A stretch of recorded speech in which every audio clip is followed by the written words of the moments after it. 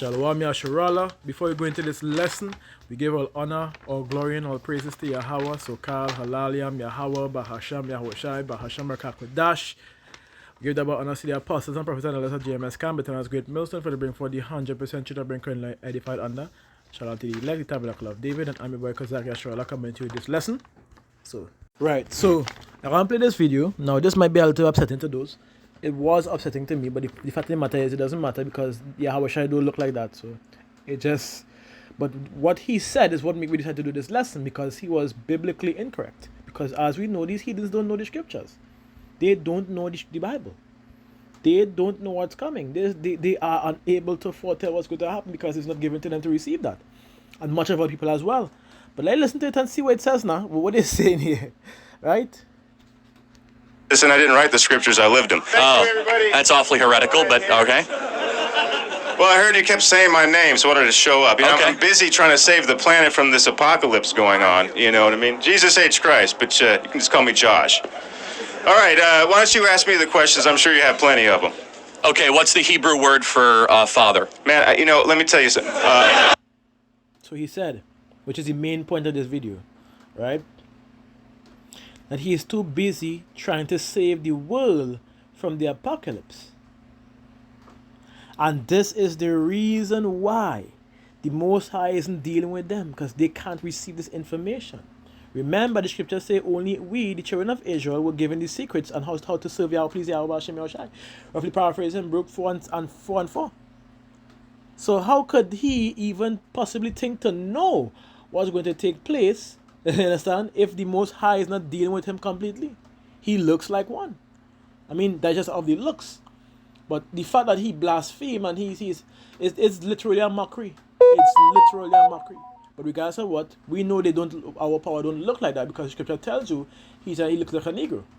He is a Negro man from the tribe of Judah, straight to the point. So, however, right? The man said that that the Lord is trying to save this world from the apocalypse. And I'm here to say this. He's not trying to save the world from the apocalypse, because he is the apocalypse. Dumbass. Like all throughout these scriptures, we were getting hints and hints and hints. Do you not know that the scripture refers to our power as a great and terrible God? Really? Do you not know this? Come on, at this point in time, one would know, one would have that understanding. Hey, he's a great and terrible power. Look at that. Look at the many great things that he have done back then. Even in Matthew. Look at Matthew, what he said in Matthew 10 and 34. This is out of Yahweh Shai's mouth himself. Think not that I come to send peace on earth. I came not to send peace, but a sword. Now let's grab out in the NLT to see what I was talking about, right? NLT. Watch this.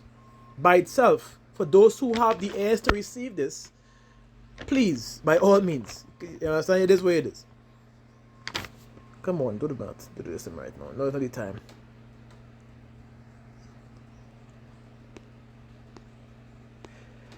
Well, it looks like Blue Letter is giving some trouble. Let's try this again. Hold on, I'm gonna try this. Let me try it again. Matthew 10. Okay, now it's working. Okay, very nice. Let me read it in the end. That I read it in NLT and I'll get the definition, right?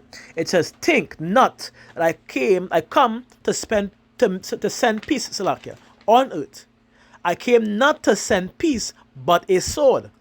NLT makes it even much better. Don't imagine that I came to bring peace to the earth. I came not to bring peace, but the sword. What does he mean by he said bringing the sword? Let's get a definition of it. Because as far as we know, in the figurative sense, it means what? War. But let's go and prove this, right? Strong's G 3162, Machera. Now, as the first point of the outline of biblical usage, here what it says. A large knife used for killing animals or cutting up flesh. A small sword as distinguished from a large sword. A curved sword for a cutting stroke. It says a straight sword for thrusting. Now, when you go into the Strong's definition, let's not forget this, of a presumed Salakia, I think it's G, derivative of, it is G what? G318, which, let me go into just again, which when they go into it says what? Fight or combat, right? So, of those in arms, a battle. See? But let's go back to get the initial understanding in the figurative sense. A knife, i.e., dirk, figuratively, war, judicial punishment, a sword. He is going to bring what? Judgment on the earth. He is going to destroy Esau, Edom, and the 2/3 of our people. That's the sword he's coming to bring. That destruction on our people and destruction on the enemy, which is the Edomites, the heathens. But you know what? You all want to hear that. Why do you think in Jeremiah chapter 30 and verse 5? Let me grab it where it says, let me grab it. I don't want to butcher it. Because like people would read these things and for some reason still believe that Yahushua is going to come to save us, to save the world from abomination, from apocalypse, from destruction, which is a very incorrect statement. The only world he's going to save is the remnant of his people, which is of the Israelites, pertaining to Revelation 7 and 4 straight to 9, which is the elect men, which is, and the men, women, and children making up the wanted of his people. But let me read it. It says in verse Jeremiah, "For thus saith Yahweh, we have heard a voice of trembling and fear, and not of peace." And why is that? Because when you go up to verses Jeremiah 30 and 1, it says, the word that came to Jeremiah from Yahweh, saying, "Thus speaketh Yahweh, power of Israel, saying, Write thee all the words that I have spoken unto the inner book.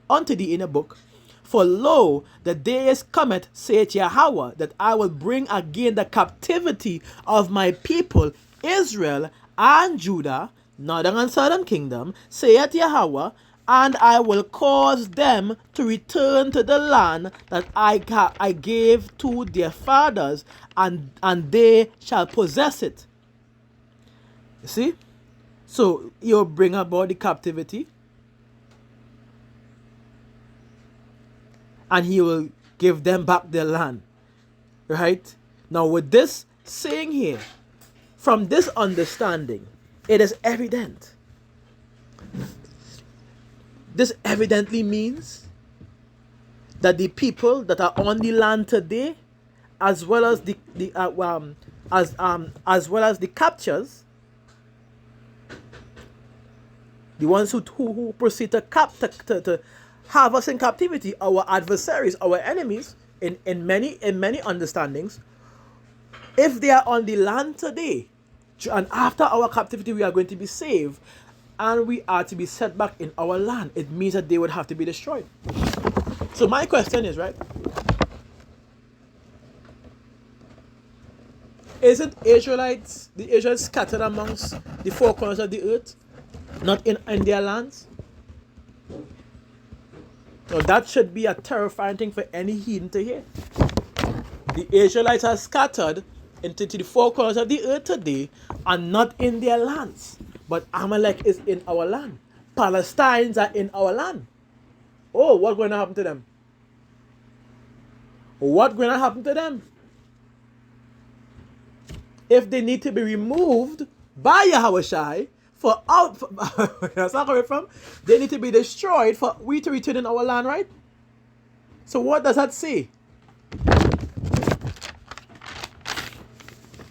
It says destruction is coming. Where in this are you seeing this lovely power? Well, I mean, it's our lovely power, but to them, to y'all, this lovely power is going to save the world from this apocalypse, from destruction. I can tell you there's none. There's no way you can see that. Scripture makes clear as day, the only people that's going to be saved are the elect of his people. Very simple. The rest of which are going to be destroyed, as well as our enemies, and the remainder is going to go back into their captivities. Esau, Edom is going to get destroyed, which is even worse because you look to be mixed, but somewhat of an Edomite. But it is what it is. Let's continue. It says, and these are the words that Yahweh spake concerning Israel and concerning Judah. This is why they trembled. This is why they heard a voice of trembling and fear not of peace, because they would have to go back into captivity. Now remember, after that captivity, we were promised rest. So what was going to happen to the heathen nations? So even though they were in fear, we are in our captivity today. Still, after the harsh trials during the transatlantic slave trade, what do you think happened now? So it's more terrifying for them to hear that than for we, because yes, we hear this, but they have but a short while before destruction comes. As of we evidently is going to be saved via the elect, or even through the elect. And watch me that. And I was saying, the scripture tells you these things going to happen. Hence Jacob's trouble. Right? Hence Jacob's trouble. It says that ones, the ones that are right with Yahweh is going to be saved or going to be delivered from it. Which when you read lower down, it says, ask ye now and see whether a man that travail with child. Therefore do I see every man with his hands on his loins as a woman in travail. And it says, and all faces are turned into paleness because of the news of the herd. But regardless, alas, for the day of great, for that day is great, so that none is like it. It is even the time of Jacob's trouble, but he shall be delivered out of it. If you are right with Yahweh Shem Yahushai, meaning you are called and you are elected, you will be delivered out of it. That's the reality of it. And that is great news for us, because when we see these things happen, which it is happening now as you see, guess what? We know that the time is very near, it's very soon. And those that are called and that are diligently seeking Yahweh Shem Yahushai to this day will be delivered. Key words, will be saved out of it.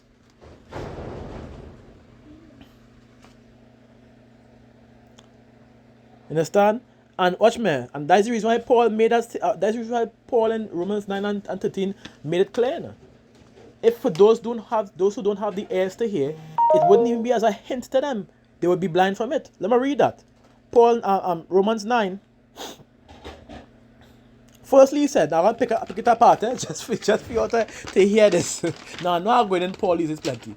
I just happen to read over and over. I like it. It is. Anyways, it says in Romans 9 and 13, right?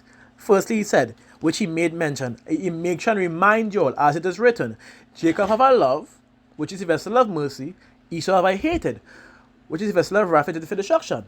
Now listen to it, And he's reminding you that the Most High is, don't like them, which is Esau Edom.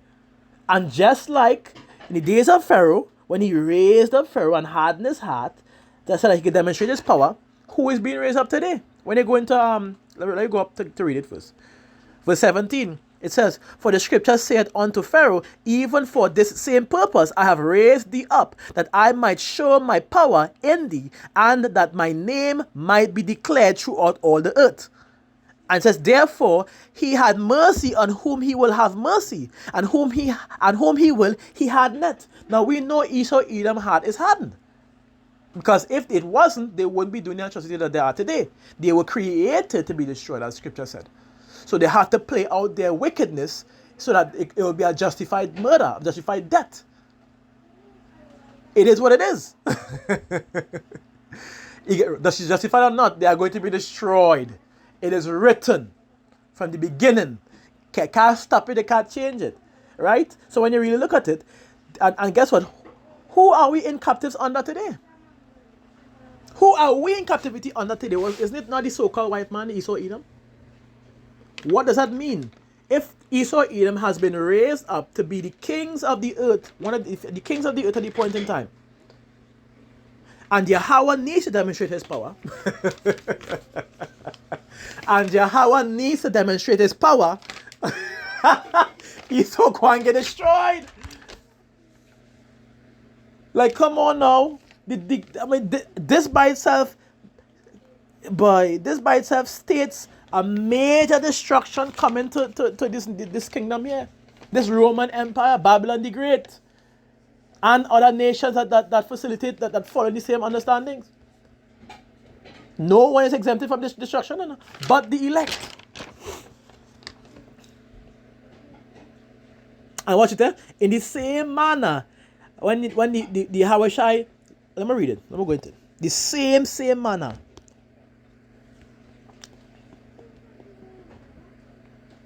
(18) and 15. I'll read it from I read it from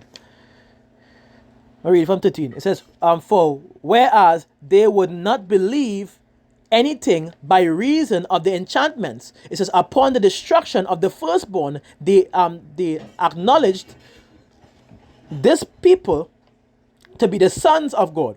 Who is this people that are the sons of God? Now you understand who were the sons of God back then, but let's continue.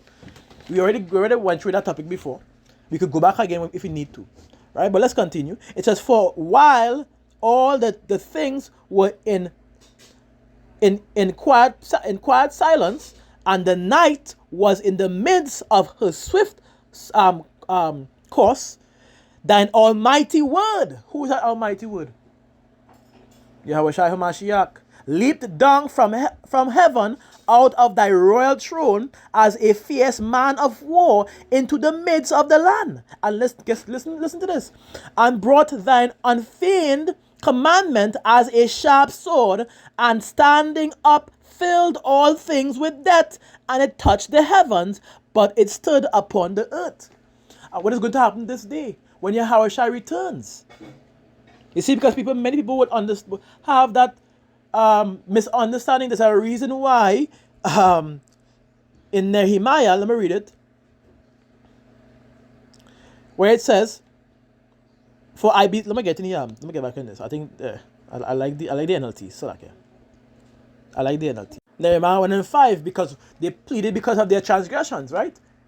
So let me read it. It says, and say it, I beseech thee, O Yahweh, the power of heaven, and the great and terrible power, or verbatimly, a great and terrible God,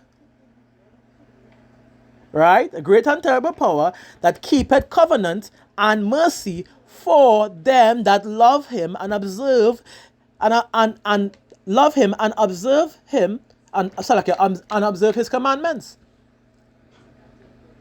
NLT. Then said I, O Yahweh, power of heaven, the great and awesome. No. You see what I do here? Now you see the difference? This is what Esau Edom does. Terrible doesn't mean awesome. You understand? There's a reason why the title was given to him, Alashaja, a terrible demon-like power, destructive power. How could terrible be awesome? To the heathens especially. To us, we know it's terrible. So why would it be awesome to them? Make it make sense. So, and this is the reason why it says that, because guess what? As the scripture says, he is indeed a terrible power, a great and terrible power, pertaining to Psalm chapter 47 and verses 2. It says, for Yahweh, the Most High, is terrible. He is a great king over all the earth. And the reason why it's called terrible, because remember the scripture says what? I kill and I make alive. I wound and I heal. Alright, so Lakia. Oh my god, my battery low. So Lakia, that was one of my clans that called. But my battery is low. My battery is very low. I did not know it was so low. Oh my gosh. Please do not cut off. Okay, good. No, wow, 1%. Okay, let's continue this. Do I have anything I need to take off? My pause. Right, so my phone charging now, so we can 0%. So like if my phone do cut off, I will just do a part 2 to just close off on it. But so like for the situation I'm going through here. I did not even, I thought my battery was on at least 15%, but now it's on 0%. It was on 2, it went on to 1, now it's on 0. So I gotta do this lesson. Continue this lesson. A matter of fact, I can just close off if I get to close off, right? And in the same manner, when you go into Corinthians, guess what it says? 2 Corinthians. Come on, please. Just don't do that right now. Yahweh, if it's any time, please let the time be now. Right, let me get to finish the lesson quick. It says, knowing therefore the terror of Yahweh, we pursue that, and this is the reason why. This is the reason why the disciples back then, just like we are today, are going out on the streets, at the four corners, at the corners of the streets, or let's just say in the street corners, or wherever we need to go to address the situation, rebuking and warning our people because of the incoming destruction that's going to take place. It's coming. Scripture tells you it has been foretold to come. We even reached the part of MOTB, where about a few years ago it has been practiced and pushed, and now it's literally locking down in certain countries. A very good example, Sweden and even Australia, and even certain parts of Canada, certain businesses in America as well. It cannot be disputed. It cannot be. You can't reject that. In the military, they are chipping their people. A must do.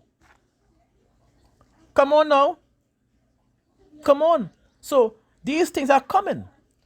And this is the reason why we are warning you all, because we know, we understand the terrors, because Yahweh gave us that understanding. He allows us to understand that secret. Which is it? If you all only know, the kind of fear we would have experienced coming into this truth from Yahweh Bashim Yahushai, He put that spirit of fear in us, and the things that we see, it is unmatched. The things that we see in this earth, it is rather that we continue to serve Yahweh Bashim Yahushai in sincerity and in truth, diligently seeking Him, than to fall off. Those who fall off did not get that spirit of fear in them to see what's coming. But I didn't even know. So, as Scripture made this precept was so clear to the point. Knowing therefore the terror of Yahweh, we persuade men, but we are made manifest unto the Most High, and I trust also are made manifest in your conscience. We truly know the terrible power. We know the terrors of Yahweh Shem Yahushai. Great and terrible power.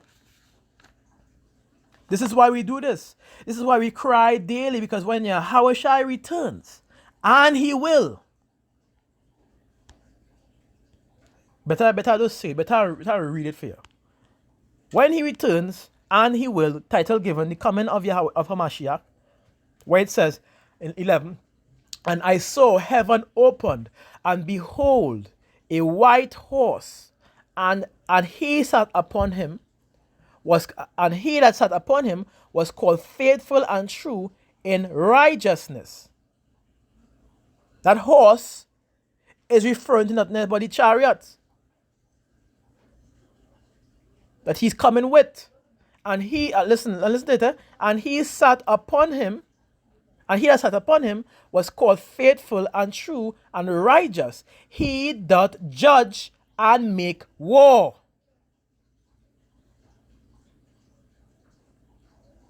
And that war evidently means destruction. So when He comes, and He gives the order to gather His elect, and as they are gathered, destruction comes. And you weren't part of it, that elect, but you were part of that judgment. Don't say that you did not know. It would be too late to say that. So now you truly know how terrible this power is. When them trying to say gentle Jesus, meek and mild, which His name is not Jesus, it's Yahweh Shai HaMashiach, that they ignorantly call Jesus.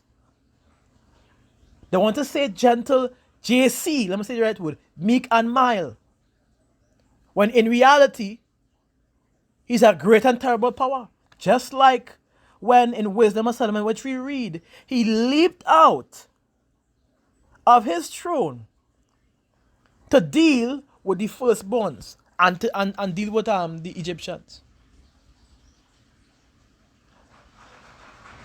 Inevitably leading us out of that captivity. So what you think, if that happened then, right? What you think gonna happen now as we in captivity again? Silly ass Edomites. It's not for y'all to get to you. We know you will never get it. Even for the other nations, y'all can fight the talk how much you want, but I know y'all realize the difference between us in wisdom and y'all. It's vastly different. So much so that we have disproved everything that y'all have said. But y'all have tried to debunk us and failed. I say it again. Y'all have tried to debunk us and fail. Why? Because the wisdom is not supping with y'all. Y'all are known as beasts.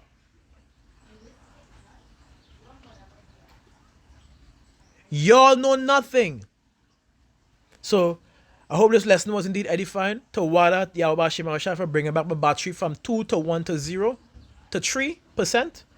To Wada Yahweh Shemar I can finish this lesson. So Shalawam Yasharala, Kal Halaliam Yahweh, Bahasham Yahweh Bahasham Rakakwadash.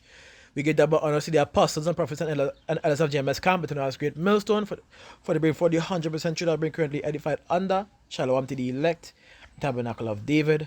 And I'm your boy Kazak Yasharala, saying to you Shalom.